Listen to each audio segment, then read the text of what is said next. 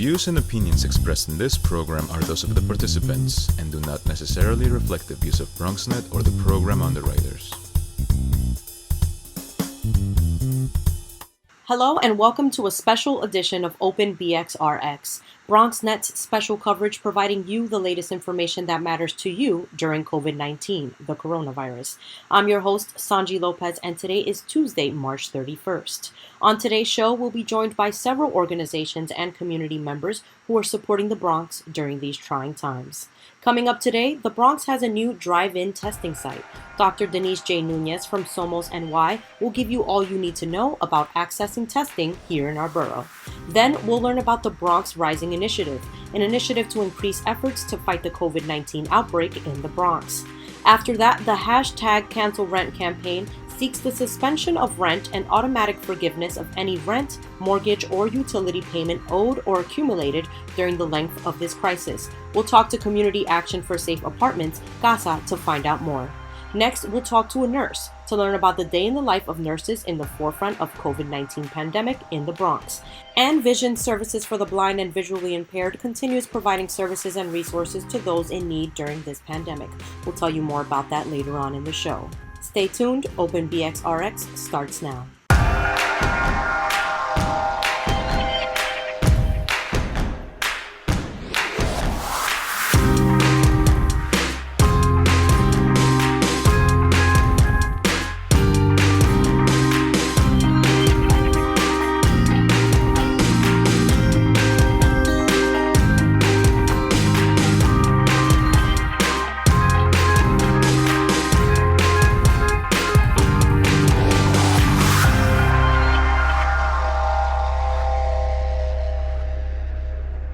Welcome to Open BxRx on BronxNet. I'm your host, Sonyi Lopez, inviting you to get social with us at BronxNet TV on Instagram and Twitter, and BronxNet Community Television on Facebook. Also, if you're watching us on cable, stay up to date with our on-screen social media feeds, providing the latest COVID-19 and community updates and important headlines.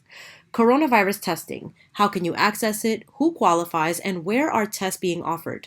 Joining us now to provide some information is Dr. Denise Nuñez, Pediatric Intensivist at the Children's Hospital at Montefiore and a community-based provider at Somos, who has been working at the Lehman College drive-thru COVID-19 testing site since it opened last week. Welcome, Dr. Nuñez. Thank you. Can you just tell us about yourself and your work with Somos? So I am, as you mentioned, a pediatric intensivist. I'm a critical care physician at Montefiore in the hospital. And also with Somos, I own also some private practices. So I work in the community.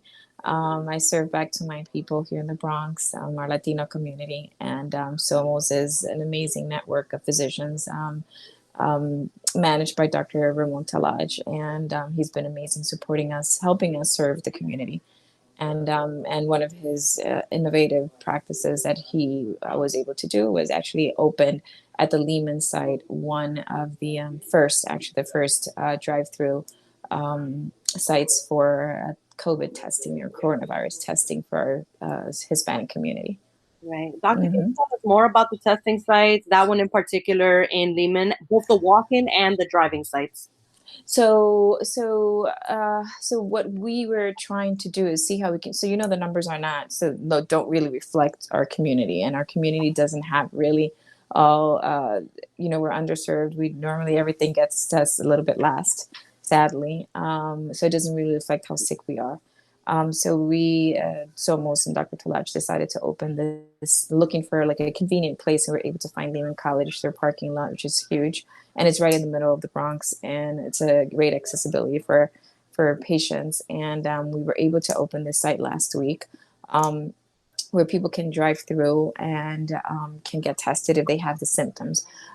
Definitely, you have to have some symptoms. You have to make appointments to come in. We sometimes have spots available that people can actually come in and walk through, but in reality, it's drive-through. So you have to have a car, which is the only sort of like we were thinking about. Oh my God, is that a good choice? But it's the only choice that we can right now offer, because we cannot have testing at our practices. You exposed other people. You have to make sure you have the right equipment. when you do the testing, and so you don't get exposed yourself as everybody that's around you. So that's one of the most important things. That's why it's a drive-through. You only, you're very protected. You go through your car. We just open the window right there where they test you, close it right away, and everything is asked through the window. You don't bring the windows down. So it's like talking through the window and writing things up so people can see. Mm-hmm. And doctor, speaking of the hotline, what are the steps for calling and making an appointment for those that are concerned about this right now? Yes. So anybody that's concerned, they can call the 1-833 SOMOS NY. So SOMOS is SOM as Mary, OSSM, N as New York, and so NY. They should call they should give us their address, their phone number, first and last name, date of birth, and the contact number so we can call them back, and tell us what's going on with them. So if they meet the criteria, then we'll give them an appointment at the site, a day and a time that they should come in and drive through, and we'll give the testing. If they want, let's say if one person is positive or one person meets the criteria, then whoever comes with them, if they come as a drive-through, will also be tested. Got it. A lot of people, doctor, have been calling the hotline and they have a concern that they're not able to make the appointment right then and there. But can you just clarify that you're going to call them back? Can you just clarify that step there? So what happened is that a lot of people are calling also because they just want to be tested. There's not a lot of tests. That's the thing. We have to be careful. So there's not a lot of tests available. We're doing the testing for people that have meet all the criterias, which is if you're very sick, if you're coughing, have shortness of breath, if you have fever for several days, and if you've been in contact with somebody positive, we will give you a time and a date to come. So if you call and you haven't been called back to come in for an appointment, it's because you don't meet all the criteria. And we do tell people, but some people, they really just want to be tested, and they keep on calling and calling, and that's when they say that they don't get called back. So, and what happens sometimes is that we only have certain amount of specimens we can do a day. So if you don't get called back that day, you'll be called like in the next several days. We have people calling them back and making sure people are fine. Yesterday, I spent all day, even though I was in the ICU, people kept on calling me, and I spent the entire day just telling people, what's going on, how can I help you? And there were people like diabetics that were just concerned that they were exposed, but they feel fine. So I just told just keep on checking your blood sugars, make sure you're not out of breath. If you're out of breath, then, call us back and come in. But don't go to the ER. They were I'm just going to the ER, check moms. Like, don't go to the ER. We're completely booked in the ER. And then there's a lot of sick people there. And you won't be able to treat you. You're going to stay there for hours, and then you're going to definitely get sick. So, so just be patient with us, please. It's not a lot of tests out there. We're really trying to get the sickest people tested to make sure that we capture a good amount of patients. Right. And we spoke about the drive-in, people come in with their cars. What happens at the testing site? You said they put a stick in your mouth and they. I know it's people don't like it. It's terrible. Right. Procedure, just about what that procedure is, and should people be worried about the testing, or how does it work? Mm-hmm. So when you come in, your name will be there registered.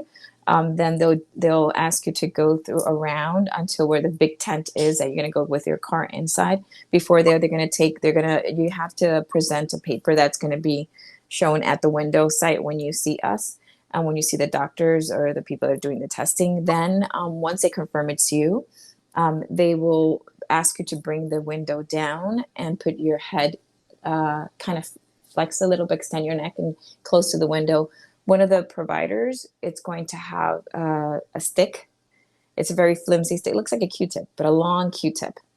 And they're going to put it inside your nose. And that's going to touch all the way to the back. So one of the things we ask it, because it causes cough, we ask it to please turn your head to the side. So if you're going to cough away from us, even though we're protected, but we want to make sure we don't get also still infected. So it goes all the way to the back. We move it a little bit for a couple of seconds, and then we take it out. So you can imagine putting a stick all the way to the back of your nose and then moving it. It really causes you to cough, like just by thinking about it, right? Mm-hmm. So once they take it out, it goes into a container. It closes. You close the window, and on your way you are. And then we'll give you a call back later on to let you know for the results. How long do the results usually take, doctor? So they're taking anywhere from 2 to 5 days, depending on the lab. There is a new FDA approved. I actually started using it, and we started using it already in the hospital, where it can take less than a day to get the results back. But depending on the hospital that we're using the lab, it takes from 2 to 5 days. Mm. And we've also read that the sites have been backed up a little bit. There's, a lot of people coming by. Has this been the cause of the slowdown in appointments and also test results coming back to people? Yes, it's a lot of people. It's a lot of people coming in. A lot of people asking. It's hard to turn people away, so we try to sort of like fit them in right there. Make the phone call from right there, register them, and because they're sick, right? So you don't want to turn people away. So it does cause backup from the people that are calling in. It's a lot of us. It's a lot of us here in the Bronx. It's not a lot of uh, test sites, right? First of all, and then not a lot of kits. And also remember, we're all providers, and remember that we're actually, they're using us in so many places, right? So the nurses, we're not a lot. The nurses are getting sick, right? The doctors are getting sick too, right? So it's we're kind of few and few, so it's not a lot of us. So people also, just take that into account, that I can only work 24 hours in a day. I can't work more than, you know what I mean? Like, there's no more. It's just not more about more of me, right? So more of us. So it's a little bit hard sometimes, but we'll get through it. Right. Thank you so much for your work. I know right now there's just a lot going on, especially in our borough, Yeah. and the fact that a lot of nurses, a lot of doctors are feeling that burnout too, enough to Mm-hmm. get sick as well. And you have to be healthy as possible in order to protect the I patient. know. And our families, right? Yes, yes. Yeah. Let us not forget that doctors and nurses and all the healthcare workers have families as well. I know. I was in the ICU on Saturday, and we were so grateful that, um, I mean, we don't eat, right? We're like all day, and we forget. Like, it was like 3 o'clock. We totally forgot that we're not even taking like water. Oh my And one person was kind enough to send us food, and we were like all like together, like, food. Oh my god! So we all sat down for like 2 minutes, literally, to eat food, and somebody came in that literally just walked in, and she goes, "Oh, so how many patients?" We all went like, "Shush! We need 2 minutes to just like eat." And God. everybody was like, "Oh, I'm so sorry." Like, no, we really just needed 2 minutes to eat. So yeah. Another question that a viewer had asked, if they get COVID, how long do they know when they're not contagious anymore for COVID? It's kind of hard, right? So what we're telling people is that as soon as you feel that you're sick, right, to stay in quarantine for at least 14 days. So it's lasting about 14 days. Have we seen a little bit more than that? There's not a lot of data on it. So 14 days is sort of the, you should not be contagious out of 14 days. Now, do we know if people are getting co-infected? We don't know yet. We don't know all the data. So we don't know if, like, you got infected, then you got better, and you get infected again. So if you got infected, right, and you get better, and you for some reason go out or get in contact with somebody else, you must go again in quarantine, because there's not enough data out there, okay, And to prove it. just to close out, a little bit Yeah. of medical advice from you to the viewers at this time. Uh, I would say to really take this serious. Um, I think that people are not really, not everybody is understanding what's happening. The youngsters, a lot of millennials, a lot of people understand it, and others don't. It's not protecting yourself only; it's protecting who's around you. Very sadly have to say that I just lost a coworker yesterday night, so it is very, very hard, because he was our friend since 2005, and he just got it on Thursday, and he just died. So I have a lot of friends they're intubated. I have a lot of nurses that I know. They're very sick, and it is very, very it's real, and it's very sad to see them sick today and not see them tomorrow, and they're just like me. So so we're in the war zone. We call it the war zone because it literally feels like the war zone, and when you know that you can prevent it just from washing your hands, just from keeping distance, just from making sure you don't touch your face, just for keeping social distance, and you see people sometimes that don't, I can just say today, in my experience, I was in my practice, and literally a dad walks in with his child who was perfectly fine, and then he you know, you ask them questions, and thankfully we ask questions right at the beginning so they don't walk in and don't infect everybody else. And if we don't ask the questions, they don't say, yeah, sure, somebody in my family has COVID or it's positive, or so just be upfront, like be careful with your neighbors. Like if you know that you've been in contact with somebody that is positive, even though you don't have the signs and symptoms, just be careful of your surroundings. You don't know if you have a grandfather that's with you, has cancer. You don't have somebody who's immunocompromised at your home. So just talking to that other person and transmitting the virus, even though you feel great and you might feel great, but you don't know if you bring it home that person can get your family member sick and they can die. So I would say just be very self-conscious of how it's spread and just contage it. Let's try to keep ourselves in isolation for a little longer to see if we can bring this down a little bit. Dr. Nuñez, thank you so much. My condolences to you and your team on the loss of your mate. Thank you. So sorry for your loss. And thank you again for your time today and for joining us and giving us this helpful information to our viewers. Oh my God, you're very welcome. Such a pleasure. Open BxRx will be right back. News, radio reports, and newspaper headlines in the 1970s and 80s misrepresented communities in the borough of the Bronx. Then, something transformative happened. By, for, and about the Bronx, BronxNet was born. We are BronxNet! BronxNet provides media education, opening the doors to competitive careers in the media industry for thousands of students in middle school, high school, and college. BronxNet. Welcome back to Open BxRx. COVID-19 has resulted in not only a stressful and heavy burden for hospital workers trying to assist patients in the Bronx, but also a lack of resources such as masks, gloves, and gowns. The Bronx Rising Initiative launched to help prevent and combat the COVID-19 outbreak in the South Bronx. Most recently, they've contributed $100,000 from donors and private companies and over 495 masks to Urban Health Plan, which serves 90,000 Bronxites. We're joined now by BRI founder, Bronx Rising Initiative founder, Tomas Ramos. Tomas, thank you for joining us. Thank you for inviting me. How are you? How's everything? Everything's going well.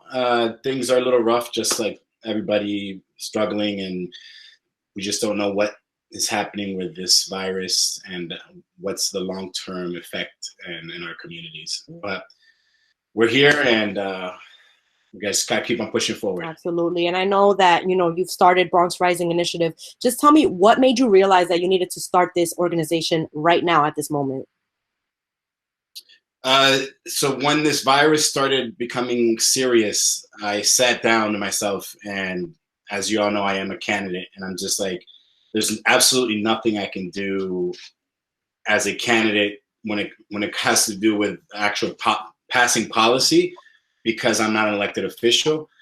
But there's other ways that I can get involved when it comes to private money, and that's when I started tapping into my network, and I just started making phone calls. Because right now it's important that our health clinics and hospitals have access to just cash when a crisis like this is happening. So I thought to myself, why don't I start an initiative where I connect basically private companies, private donors that have the resources and that are able and want to contribute to local hospitals and clinics, and just make those two connections, and just making sure that we're able to bring those resources back into our community. Now, I know that you started allocating funds in the South Bronx to the community during COVID-19. Can you just tell me about the two instances that you've already worked on, and the two relationships that you've already developed? Yeah, so we started with local clinics. Local clinics, they're always in need of cash, and with a crisis like this, they're not well equipped at all for what's to come. So I identified Morris Heights Clinic, which is in the northwestern part of the Bronx, which they've been doing great work in our community, and we cut them a check for $100,000 just so it can help with any kind of issues that they had when it comes to cash flow. And then urban health, which has been a staple in the community for so long. They're a huge organization, over $100 million yearly, and they service so many people. So just giving them a check for $100,000 and allowing them to do anything they want, I believe gives them a little leeway in bringing in additional masks, resources, even payroll, anything they want, So that's why we were able to secure that money. And I believe that even though it's not a lot, it's something that will, just set the tone and help them in the time being. No, it definitely will. And, when you visit these centers, what do you see the need is like? I know that a lot of, money isn't coming through these doors. So it's important for organizations such as your initiative to help and, be local. So how is the need being assessed in the South Bronx in particular, which you're postulating yourself for here in District 15? This is a crisis that has never, this is a pandemic. It's never ever happened to this capacity in the last 100 years. No one knows what's going to happen, and no one is prepared for it. So even sitting down with the CEOs of the clinic, of these clinics, they just don't know, but they want to be as well prepared as they can be. Masks is one of the biggest issues. Lack thereof, masks is one of the biggest issues that these clinics and hospitals have across the board. They don't have protective gear when they're literally serving, people that are infested with coronavirus, and they're being exposed and not protecting their own nurses and doctors, which is extremely crucial in a pandemic like this. We need every single frontline worker to be healthy, and they need to be well equipped for this as well. So that's BRI's main agenda, is making sure that the clinics and hospitals have the right resources and are well equipped so that their own people don't get sick, because this is just the beginning. I truly believe. Right. And what is the message for Bronxites or the South Bronx? Where, people are very worried right now, especially for the elderly, the youth. I mean, it's impacting everyone really, but like a message that you can send out to the community at this time to get to. We all have to work together. We have to believe that everything's going to be okay, but we all have to stay home. Unfortunately, I've seen a lot of people not taking this seriously, and this is only going to delay the process. And people are carrying the virus and are not showing symptoms, and they think that they're okay, but they have parents, they have grandparents, and that's going to continue spreading, the virus. So we just have to trust the system, believe in, our governor has been doing a great job, but more so is come together as a community, because if we do not do so, it's only going to get even worse and worse, and getting back on track after everything is said and done is going to make it that much harder.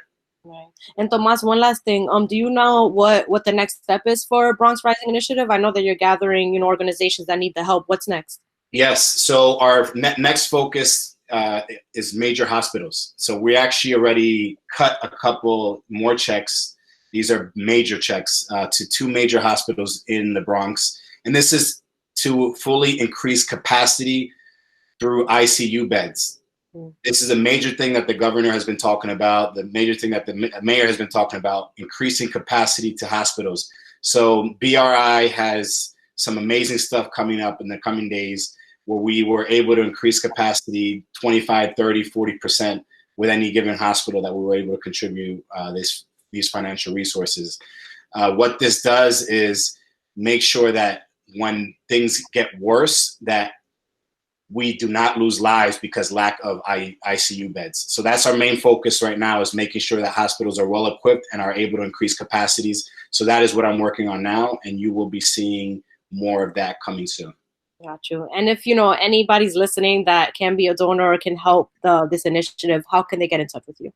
So I do have a website, BronxRisingInitiative.com, and the email address is on the website, and they can reach out. I'm always looking for people that can contribute, even if it's a small amount. Everything adds up. Just like I said, the clinics were smaller amounts. The hospitals are going to be in the 7 digits, but everything counts and things add up. So BronxRisingInitiative.com. My email address is on there and all the other details as well. One last detail, my bad, Tomas. Let's say an organization or a small hospital needs help. Can they also reach out to you in order to maybe access these funds? Yeah, no, they definitely can. Because this is the beginning. There is, we believe it's going to be 3-tier parts to this. We want to get it in front of it, where we're giving the resources so they're well equipped for when things the hospitals just start getting bombarded with patients. But then there's going to be a second tier, and there's going to be more help in I would say probably a month from now.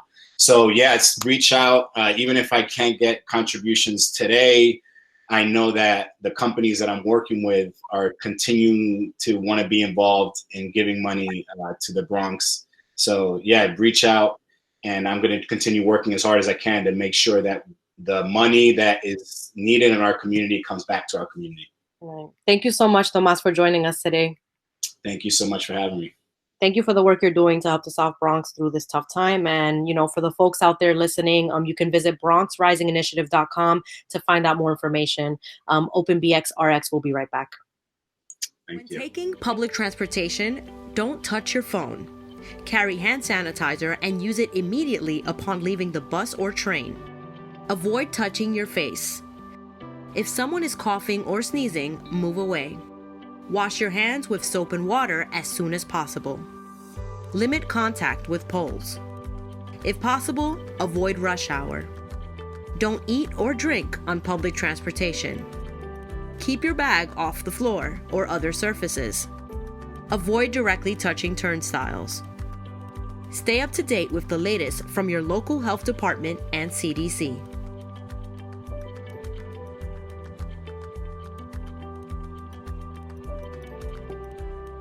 Welcome back to Open BxRx. On Friday, Mayor Bill de Blasio vowed to work with the state on rent freezing in New York City. However, we've reached the end of the month and many landlords are still expecting tenants to pay their rents regardless of having lost income due to the effects of COVID-19. Here in the Bronx, Community Action for Safe Apartments, aka Casa, joined the hashtag Cancel Rent campaign in order to move rent suspension forward and cancel the Rent Guidelines Board vote. Here to tell us more is Fitzroy Christian, Casa leader. Thank you for joining us. And can we start just learning about Community Action for Safe Apartments and your work there? Well, Community Action for Safe Apartments is a tenant organizing group, a community-based tenant organizing group here in the Southwest Bronx. We are based on Marcy Place, 35 Marcy Place, just below 170th Street and Jerome Avenue. I am a tenant leader in my apartment building. We have organized a tenant association. And there are about 13 similar tenant leaders who work with the staff at Community Action for Safe Apartments. And we decide based on the issues that we are facing and what we're hearing from our other members in our buildings and in the community, what types of campaign we want to fight to correct things that are particularly troublesome to us. A case in point would be in 2014, we decided that the courts were being used by the landlords to evict tenants and to collect money that the tenants did not owe the landlords. And we found that even when tenants had the right on their side, that they lost the cases in court because they had no legal protection. They did not know their own rights as tenants. And the lack of legal representation meant that even when they were right, they were still evicted or they were forced to pay money that they did not owe. Out of that campaign, one of our demands was for tenants to have legal representation in court. That led eventually to the right to counsel, which we all know provides free legal assistance to all tenants of rent-stabilized apartments who are 200% or below of the federal poverty level, that they are entitled to free representation whenever they go to housing court facing eviction. Now, Casa hasn't stopped their work through this COVID crisis. It's more important now than ever. It's always been important to protect tenant rights. But now there's a hashtag cancel rent campaign, and there's also the calling for the canceling of the rent guidelines board vote. What does that mean, and what do those petitions call for? First of all, we have to say that New York is facing a crisis that it has never faced before. We have gone through other crises, yes, but this has the potential to be more devastating than anything that has ever been here in New York. As a result, we believe that the people who will suffer most are the most vulnerable in our communities already. Those who are living paycheck to paycheck, those who may not have sufficient income, barely enough to survive now, never mind with a loss of income. And we already see where tens of thousands, if not hundreds of thousands of New Yorkers have already lost their jobs in this COVID-19 crisis. There are others who may be furloughed, they're home without pay, they have no source of income. We are calling for moratorium on rent, a cessation of rent, not where the rent is suspended today, but you'll have to pay it next month or 6 months later when the crisis is over. Because if you are not working, you surely are not going to be getting the money 6 months later from unemployment to pay your rent. It is not feasible, it is not possible. So what we are calling for is for forgiveness of all rent and utilities that you accumulate during this crisis. And we are saying that there also should be a rent freeze, because the monies you have now, whatever income you have, whatever resources you have left, should be for your daily living, for your food, for your necessary transportation, for the things that you have to do today to survive. It should not be for rent. The mayor, as you said at the top of the program, has already agreed with the state's assistance to suspend the rent guidelines board hearings for this year, 2020.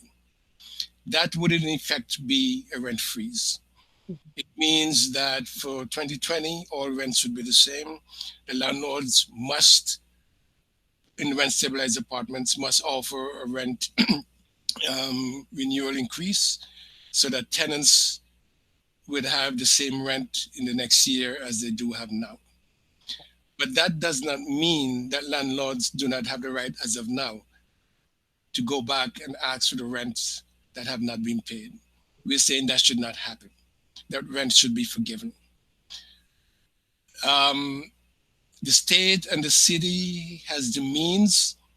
All they need is the will to use their executive powers to cancel and forgive all rent and utilities to tenants who do not have the means of paying it. If we don't do that, the shelter system, as overloaded as it is already, will be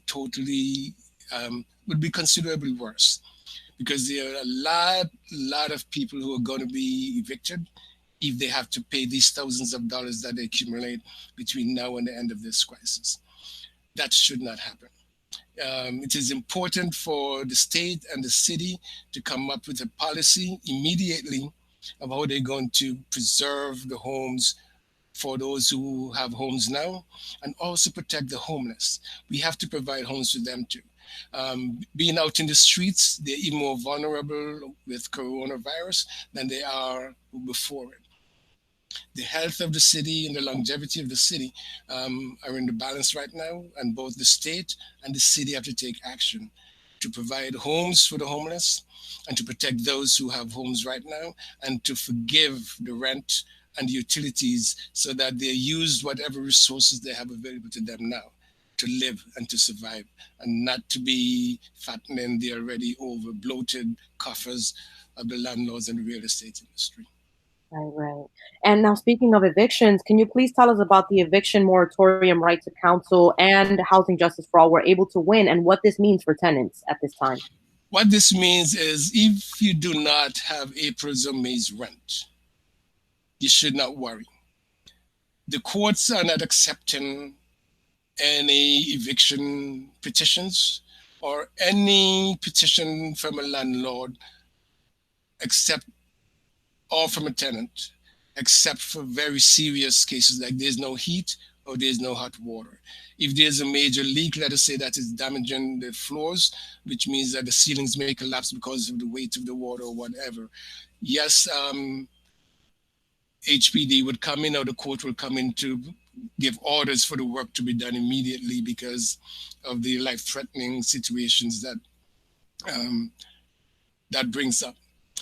But the courts are not going to be accepting any new cases or petition for eviction because you owe rent or even to collect that rent. Any case that's in court right now has been administratively adjourned through the end of April going into May, so that the courts are closed.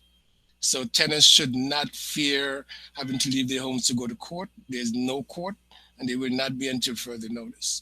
The landlords, of course, are hoping that tenants don't know that, and they would use whatever harassing efforts they could come up with to try to threaten and bully landlords into paying rent. Bully their tenants into paying rent, which tenants should not do. We are also looking to have a rent strike, preferably collectively throughout the city, a citywide rent strike, because that is a tool that tenants can use strategically to force both the government and landlords to come to a reasonable resolution of our housing crisis in New York City. New York City in particular, has a strong history of the tenant movement, of tenant organizing, and have had over the last maybe 200 years a series of rent strikes, which lay the foundation for the protections we have today in the laws in New York State and New York City that protect tenants. There's no reason for us not to continue that strategy. It can be used intentionally to make New York City a more welcome, a more inclusive place where those who do not have tremendous wealth can live just as well as those who have a whole lot of money. New York City has enough for all of us to be here, and we should not be displaced just because some of us don't have tremendous wealth in our pockets and in our bank accounts. And Fitzroy, earlier we spoke about how the city is helping small businesses in terms of loss of wages or loss of income. How do you propose that they can also help landlords when it comes to this loss of income? New York State and New York City has a very robust welfare system, commercial welfare system. They have been providing billions and billions of dollars to the real estate interests over the years. They, through tax breaks, other tax incentives, through outright funding, the state and the city have made sure that the real estate industry has been doing very, very well. That is already in place. There's no reason why they cannot continue to use that to provide assistance to the landlords. But in particular, the small landlords. The larger landlords can weather the storm. They have tremendous reserves. They're not going to be hurt anyway close to how the smaller landlords can be hurt if this goes on for a very long time. But the city can forgive the rents of tenants, and they can use the same tax incentives, the same tax breaks, the same tax forgiveness that they've been offering to landlords to make them whole or to help them recover from this crisis that we're facing right now. Tenants, on the other hand, and the small business owners, they are a whole lot more vulnerable. And the city needs to have a policy, as I said earlier, right now, to come with a way that they can provide assistance to them. They need to be able to say, okay, we know you're hurting, but you're also protected from being evicted because you don't have your rent. Your employees, they're home, you may have to continue to pay their wages for a period of time, and we understand that. So we are providing certain funding to allow you to be able to do that. Both the city and the state have to take action now, because when this crisis is over, it's going to take a long time for the city to dig itself out of the economic hole and to come back to what New York is. It means that efforts have to be made now. It has to be started now to make it easier for us to climb out of that hole when this crisis is over. It's not something that is going to happen magically overnight. It's going to take a long time. The more we can help now is the lesser the effort would be to climb out. We would not have as far out to climb to begin to on the road to recovery. Unfortunately, we're running out of time, but just one more thing, Fitzroy, can you please just give a message to those worried Bronxites who fear that they can't make rent this month? Yeah, what I would like to say is that no one should be displaced or should have to go into deep depth because they can't pay their rent or their mortgage. We did not speak in the few minutes we had about the homeowners who have mortgage payments to make. Our demands are that they are also covered. They're given the same protections as the renters, so that they should have mortgage forgiveness and that they should not be prey to the banks who already stole so many homes and that caused this big crisis in 2008. They should not be losing their homes or face the threat of losing their homes simply because of this crisis, and they're not working and not having the funds and not having the ability to pay their mortgages. Right? We are saying that the eviction moratorium is a first step. It is a good first step, but what we need is the suspension of rent and an automatic and a universal forgiveness of any rent, mortgage, or utility payment accumulated during the length of this crisis. We are working through our various coalitions to make sure that Albany and City Hall come up with these policies almost immediately. We have not heard anything from the governor's office about whether or not they're going to be canceling the Rent Guidelines Board. The city has said he's willing to suspend it, but it needs the state's okay. The governor has not commented on that. We don't know how much money he is offering to assist the small business owners to protect them from being evicted if they don't pay their rents. We don't know what he is doing to help the people who really need the most help. So we are saying that New Yorkers need to band together now more than ever. There are a series of events that are happening that we should all know about and we should participate in as much as possible. One of them is that there's going to be a tenant town hall, a virtual tenant town hall this Thursday, April 2nd, where we are going to be discussing what is happening, what it means, what we can do going forward, and how all tenants around the city can become involved in the petitions that are going to Albany and to City Hall to bring relief to us now and to help us as we go forward when this crisis has ended. Thank you so much again, Fitzroy, Christian, Community Action for Safe Apartments leader, for your time today and for giving this wealth of knowledge to our viewers. Be sure to attend that virtual town hall April 2nd, correct? Yes, it is April 2nd, 6 to 7:30 p.m. Perfect. Thank you so much. Viewers, make sure also to follow at Casa Bronx on Instagram to keep up to date. Open BxRx. We'll be right back.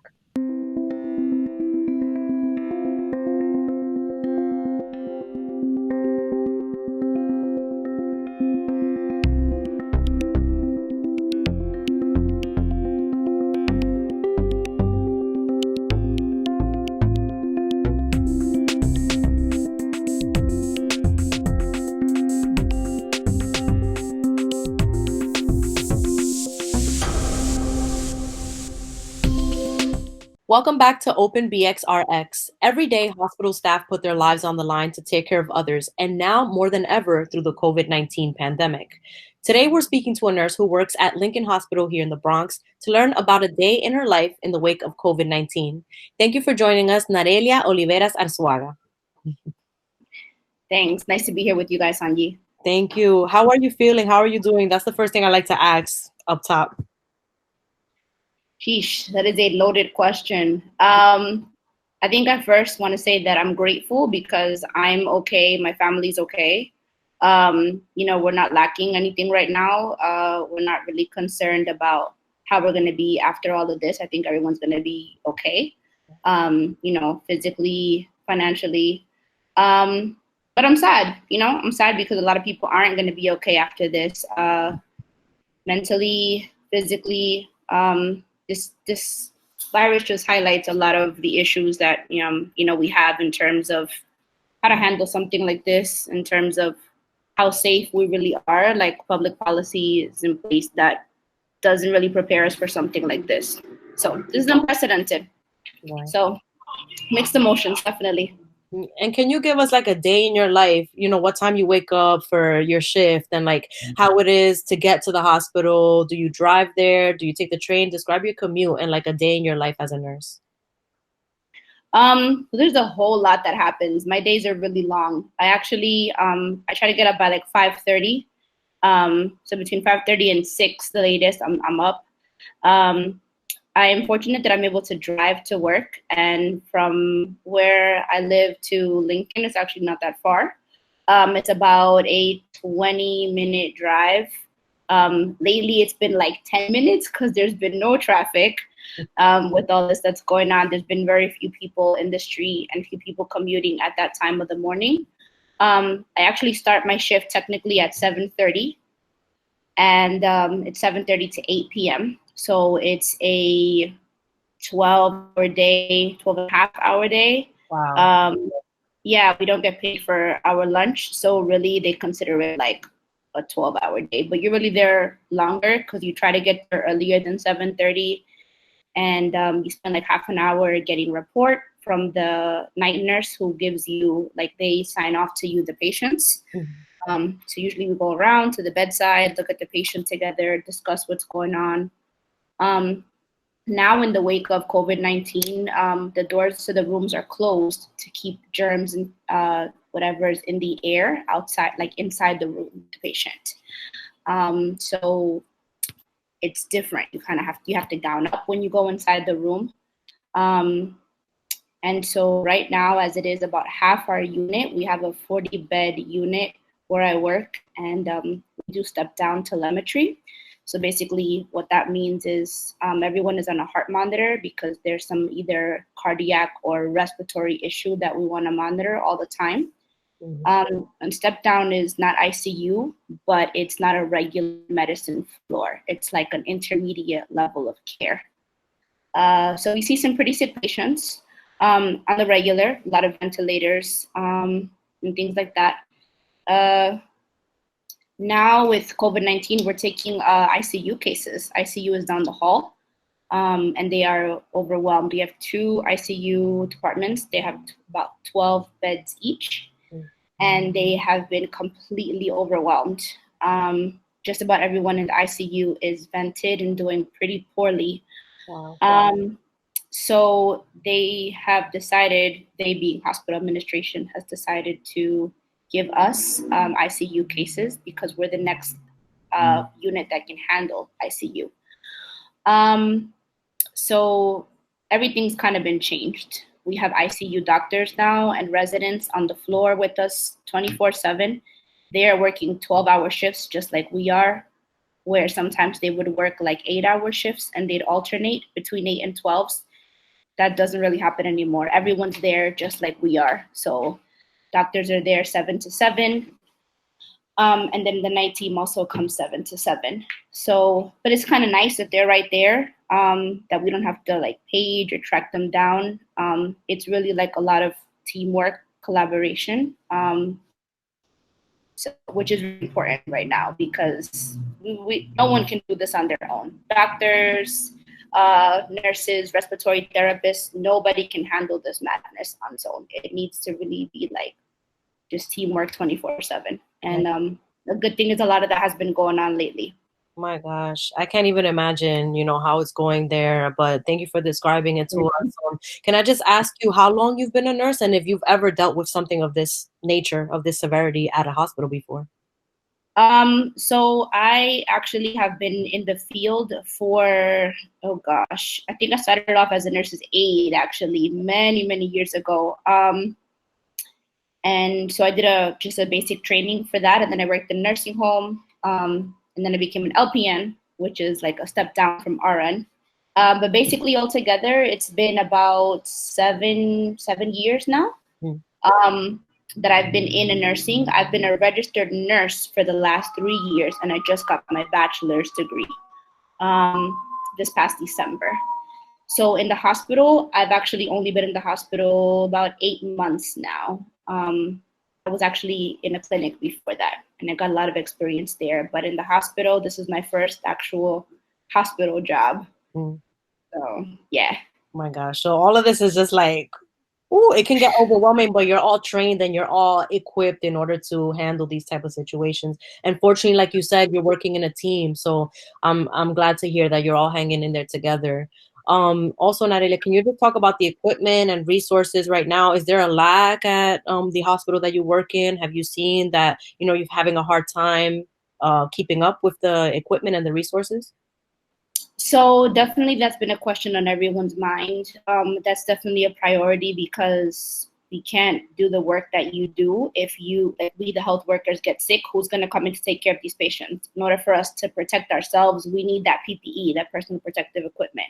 And so not for every disease is it as intense as it is for COVID. The issue with COVID is that we have different levels of isolation. You have to wear, basically that means you need to wear the mask. You have to cover your eyes. You should cover yourself basically from head to toe, like everything.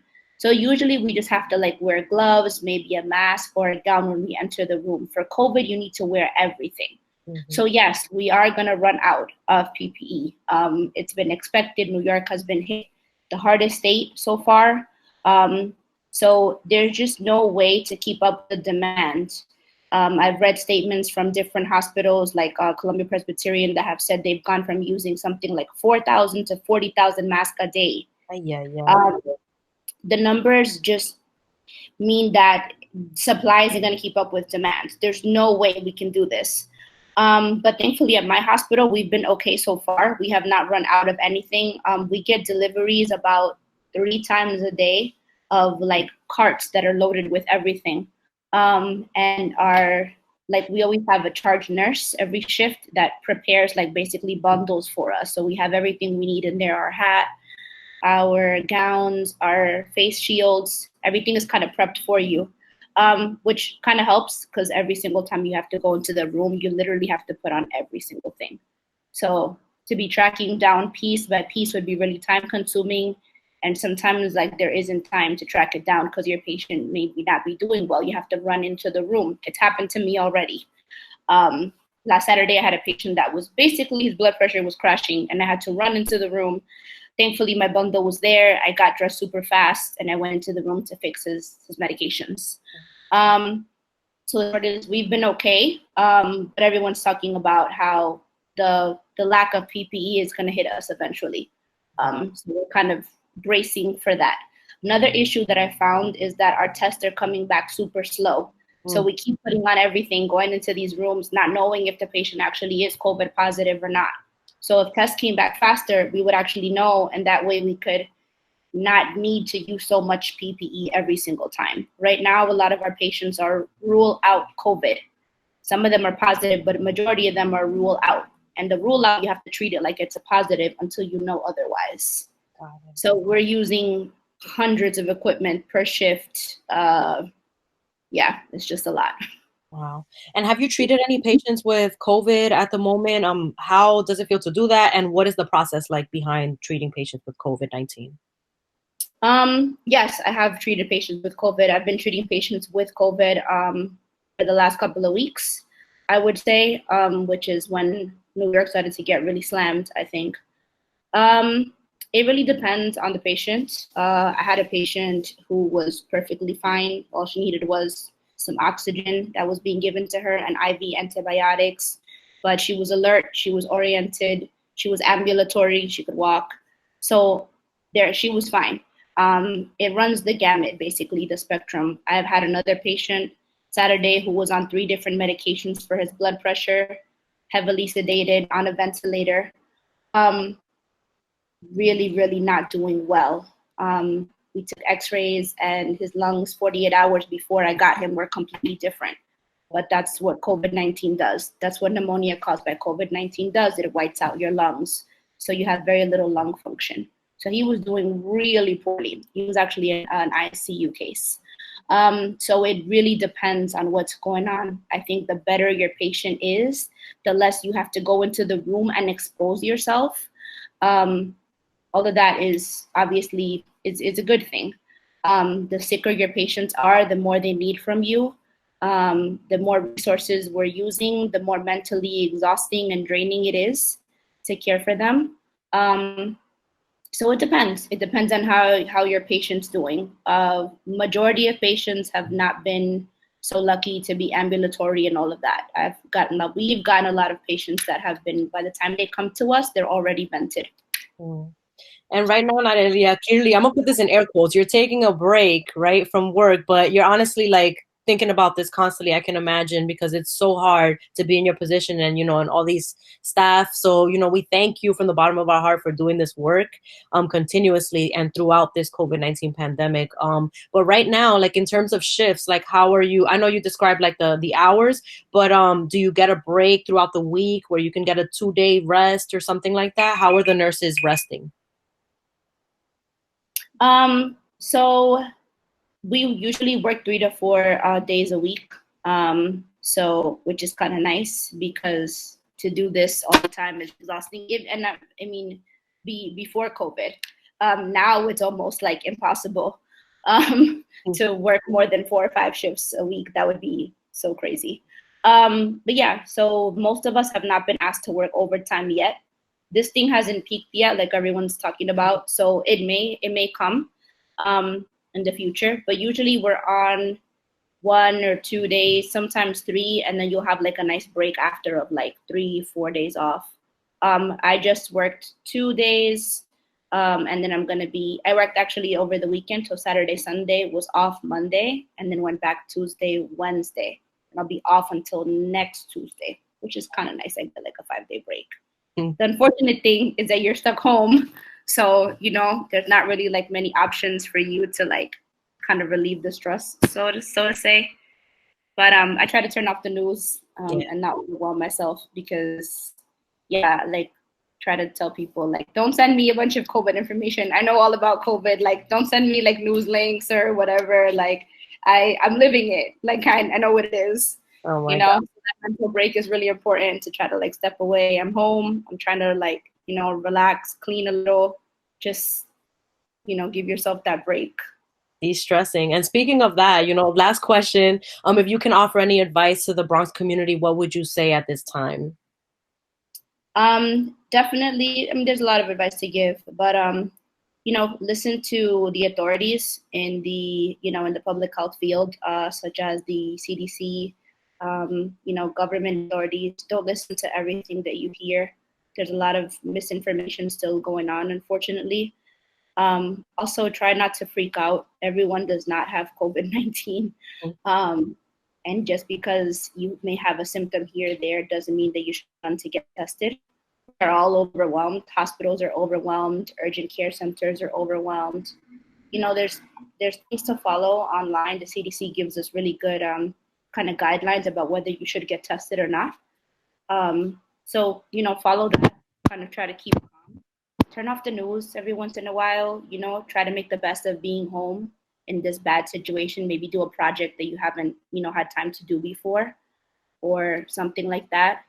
Try to generally stay healthy, eat healthy, maybe go outside and get some fresh air while you're, while still maintaining social distancing. I think is perfectly fine. Our governor has said that's perfectly fine. And now the weather's getting nicer, I think that's going to be really good for people's, mental health. Yeah. So just basic things. And of course, hand hygiene is super important. If you can get a mask and you're going to be outside, because you have to go outside, you have to work, and you're going to be surrounded by people, try to get a mask. Try to be mindful of what you're touching. I've still seen people coughing into their hands, sneezing into their hands, so gathering without mask, without gloves.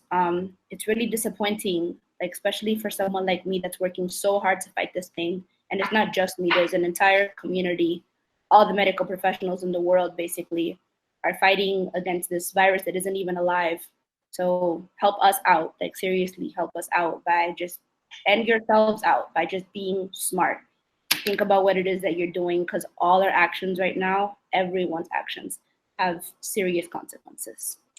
Thank you so much, Narelia. Thanks for your time, and thanks for joining us today. And thank you to all the hospital staff, from doctors to nurses, EMTs, even maintenance workers, for your dedication and tireless work in these hospitals. Open BxRx, we'll be right back.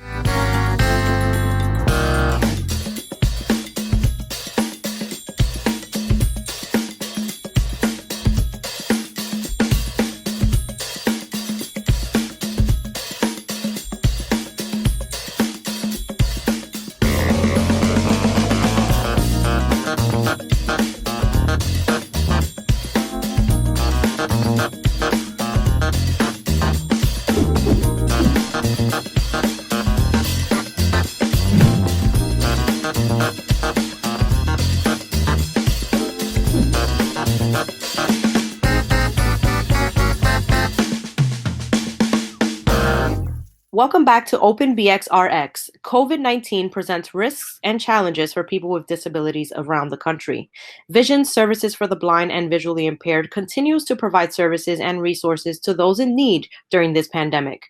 Joining us now with more information on their services is Vision's Executive Director, Nancy Miller. Thank you for joining us, Nancy.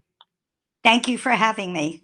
I'm sure that this pandemic has impacted Visions. You're all about family, community, and support at Visions. And from what I've witnessed when I visited one of the centers, that's what it's all about. It's tight-knit. Everyone's always together and supporting each other. Well, thank you. We work very hard to make sure that we're communicating as well as we can and giving each other support. Right. To start, Nancy, can you just tell us a little bit about Visions? Sure. So we're a 94-year-old nonprofit social service organization. We serve over 7,000 people a year. We provide services in all 5 boroughs of New York City, Long Island, Westchester, and Rockland County. And we're now serving the northern counties of New Jersey. And can we talk about the impact that this pandemic has had on the blind and visually impaired? What are some of the challenges that should be addressed during this time? Well, the first difficulty we operate an adapted senior center for people who are blind. It's one center in all of New York City, and the seniors, over 800 seniors, were traveling to the center for daily activities, for meals, as well as opportunities for training. And also, many of the staff at the senior center are blind seniors themselves who are getting paid to operate classes. So the first concern, of course, was congregate activities. People were told to do physical distancing, which meant that many of the center members were afraid to attend. People were getting 1 or 2 meals a day at either no charge or with a very small contribution. And so people were very nervous about how they would get their meals if they were no longer able to get to the center. Right. We also know that many of the announcements around the pandemic happen on a visual tape at the bottom of the TV programs that blind people are not able to access because they can't read it. Mm-hmm. And if they can access it through their cable provider or their TV provider, they don't know how to turn that on, that makes it a verbal announcement as opposed to a visual one. The kinds of emergency calls we've been getting are not only for blind seniors, but also for blind people with disabilities who used to be able to go out to a local store, a bodega, a supermarket, but are now so fearful of leaving the house that they were interested in home delivered meals, but they didn't know how to access them if they weren't already getting it through a senior center. So we've had to share information with our constituency about the resources available. Fortunately, we are very well connected. So if I wasn't able to answer a question, I could throw the question out to the staff, to our partners at the New York State Commission for the Blind, through the American Council of the Blind, National Federation of the Blind, through the Mayor's Office for People with Disabilities. You send the question out, and at least 50 people come back with the answer. If it exists through our network, we're able to get it, and then we can get that information back to the individual. And because we're able to provide services in 16 different languages, we have people who are asking us information in one language, and then we're able to get the information back to them through our staff who speak that particular language. Most people are contacting us now through info@visionsvcb.org. That's info, INFO, at VISIONSVCB.org. That's the quickest way to get a response. That actually goes to me as the CEO, and then I distribute it to the staff person that I think is able to answer the question most quickly. We're also responding to questions that are coming through our website, www.visionsvcb.org. Our live receptionists are picking up all phone messages and distributing it to the right person on the staff. If they're not sure who the question should go to, then it gets sent to me and I will answer that question. All 104 of our staff right now are working remotely. Last week, we had 11 staff members, including many who were blind, who volunteered to continue to go into the senior center to distribute the pick up and go meals. They couldn't eat them together, but as long as they could get to the center, they could pick up the meal. Fortunately, now everybody who had been signed up for the senior center is now getting home delivered meals through the New York City Department for the Aging. And we've been checking in with all of our center members and all of our rehabilitation participants, all of our youth services, all the families that we're serving.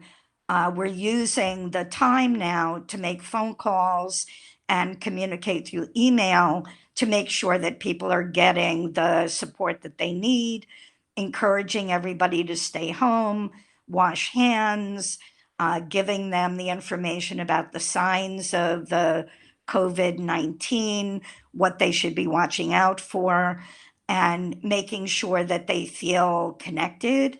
The feedback we've gotten from our participants has been really positive, that they know that Visions is there, they feel supported, they feel connected, because we're most concerned about social isolation.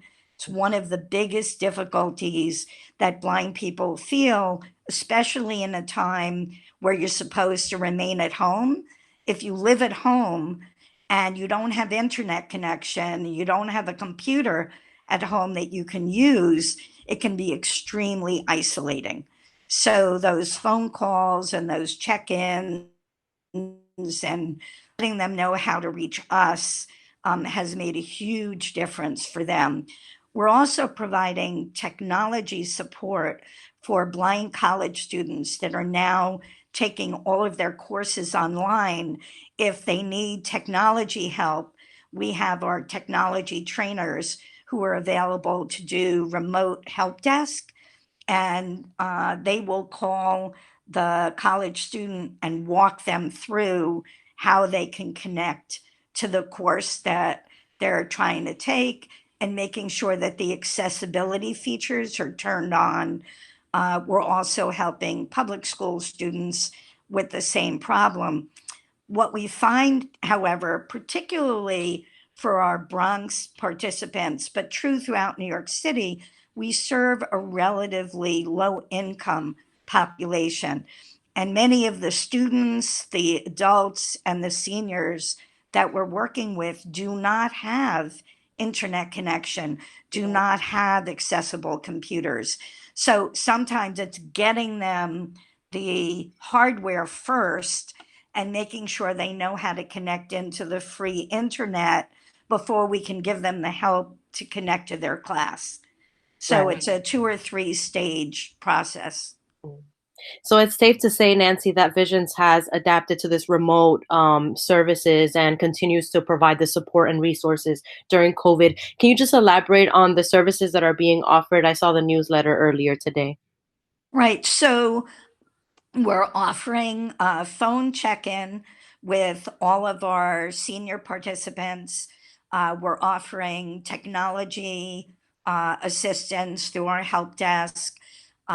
We're offering some remote training for people who are new to blindness, some indoor mobility tips, some tips on how to manage as a visually impaired person, things that we can do remotely that do not require that we actually be in the home, since most of our services up until now were provided in the home or in the community. We're doing Google Hangouts and Zoom and all types of chat groups for those who are technologically a little more connected. We're doing some work readiness groups remotely. We're doing youth services remotely, where we're connecting through Zoom, which is pretty accessible for blind people. And so that's enabled us to do some small group training, which we're continuing to do. Our senior center is completely closed as required by the New York City Department for the Aging. So we're looking for other ways to stay in touch with the older adult population. We're also doing some pretty intense social work counseling. We had many of our participants who were adjusting to blindness, but now there's a lot of anxiety around COVID-19, and our 9 social workers are providing free mental health counseling, both short-term as well as related to adjustment to blindness. So those social work counseling sessions are continuing, and we've gotten some new referrals of people that we hadn't been serving before. We're still accepting applications for service. They can be emailed to us. We're connecting people to the New York State Commission for the Blind.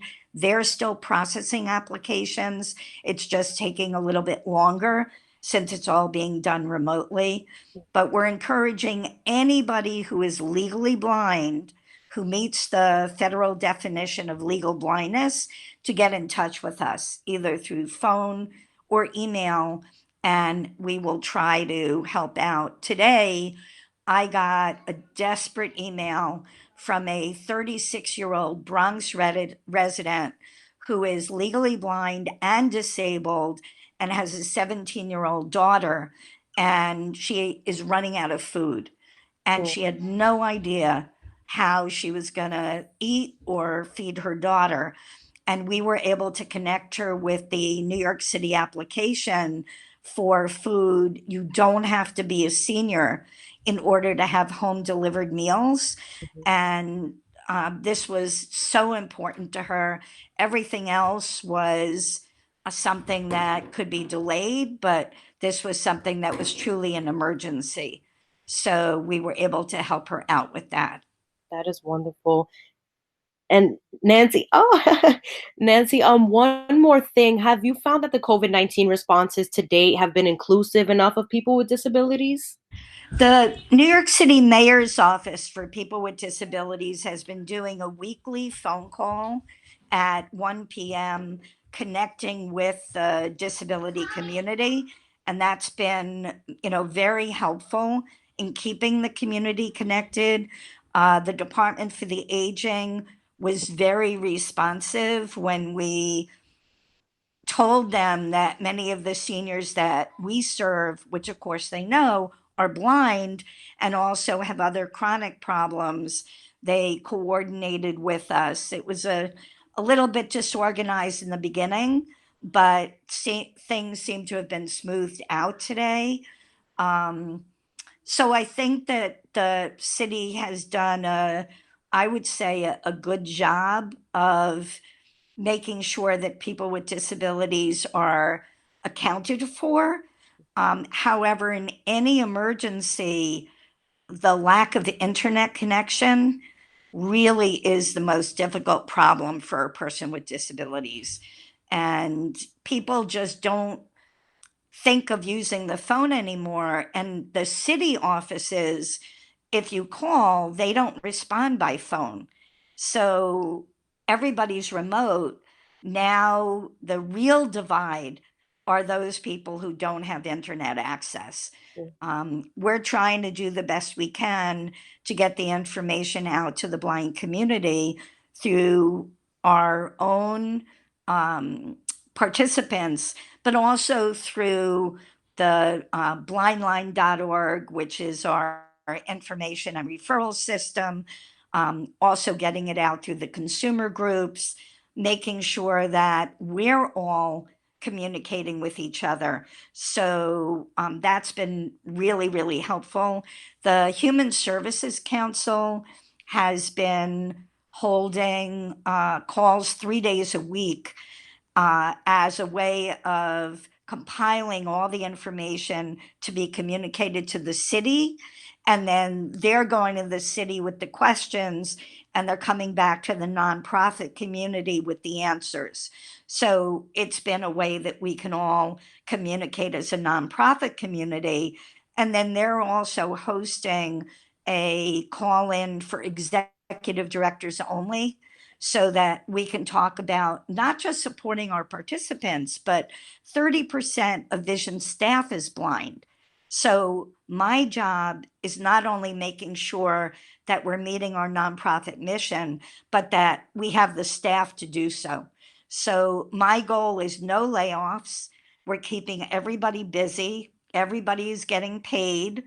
We're going to continue this as long as we possibly can. We know that the new stimulus package from the federal government has a paycheck protection program, which is going to be extremely helpful to us to keep paying people. We've been given assurances from the city that they will pay us on our contracts if we continue to work with our city agencies. So I'm hopeful that our city contracts will get paid. The state, however, has not made the same commitment. And over $2 million of Vision's $10 million budget is state funding. And in fact, the federal government that passes through the money to the state had a conference call today that basically told us they will not allow the states to pay us for services that have not been rendered. So we will not be held harmless. So the only way we're going to be able to bring in that state funding is to provide as many services remotely as we were providing when we were doing it in home and in community.